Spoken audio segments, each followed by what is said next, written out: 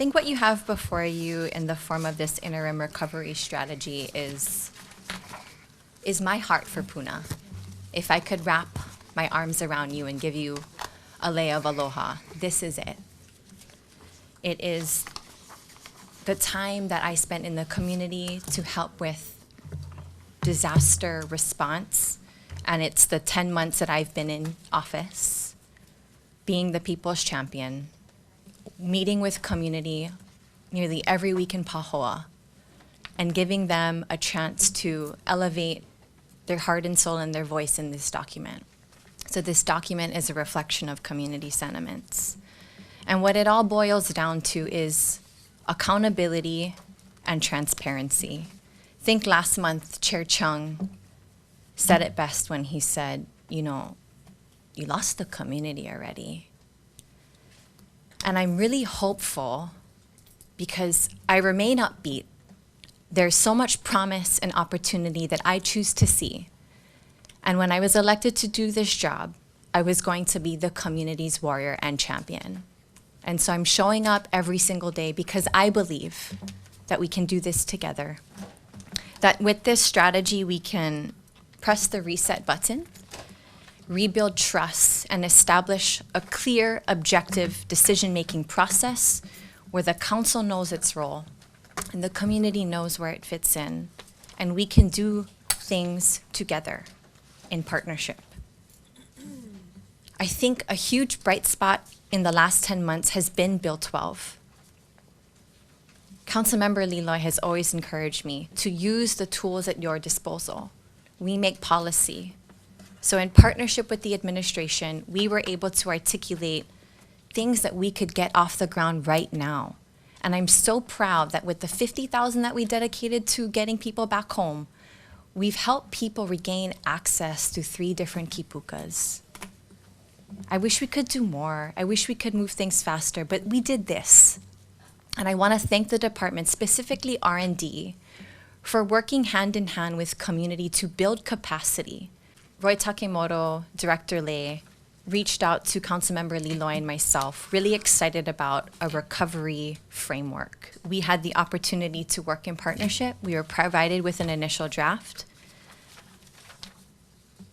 That was good, but it needed to be massaged to really, truly include the community's voice in this. And I think over the last month, the council, the community has watched me grown a bit frustrated with the process or lack thereof, with the kind of information that we may or may not be getting. And I just want to say that we cannot see information put before the council or the community as a liability. We have to see it as a tool of empowerment, because good information, solid information, all the information allows us to make good policy decisions and budget allocations. We updated this budget to include money to support things we are hearing is so needed in the community. Money to support Kua'okala reestablish itself, money for the Lawaia to support boat ramp, money with the Puna Strong grants, a revolving loan fund to get people back home, business case management, and start off with a wastewater treatment facility design and plan work for Pahoa. This is what the community needs. And I'm so thankful for everyone showing up today in support and remaining true to your truths, what you want for your community, and entrusting me to be your champion. We talk about community and community engagement, but also listening to the community needs, coming up with a framework that was more actionable, similar to that than any other developer who goes through a change of zone application, providing benchmarks that we hold other applicants accountable to. We should offer the same to our community because they want to see actionable items, and they want to know where to meet us, when to show up, when to champion, when to push, when to compliment, and then also where to give us a little bit more rumble. This was an unprecedented event. And so this has become an unprecedented document, which has a lot of innovative thoughts and a way to reimagine the area with the various sources of funding that we are seeking. I did get a little disheartened last month, listening to the frustrations, and even today, listening to some of the testimony in which there's a lot of lost trust or individuals losing hope. And it bothered me because this community was traumatized a year ago. And so I wanted to stop that. The distrust of government to do what it's supposed to do, whether it's financial, whether it's, legislative. And that is really one of the big items to overcome. So if this goes and helps us overcome that and the disconnect between what people in Puna are wanting and what we're able to give them, then I am all for it. I am not trying to be a problem. I probably don't make it easy. I don't know what my role is. I look at the charter, it's not clear. You make policy, great. Well, I want to get in there, get my hands dirty, and work alongside with the administration.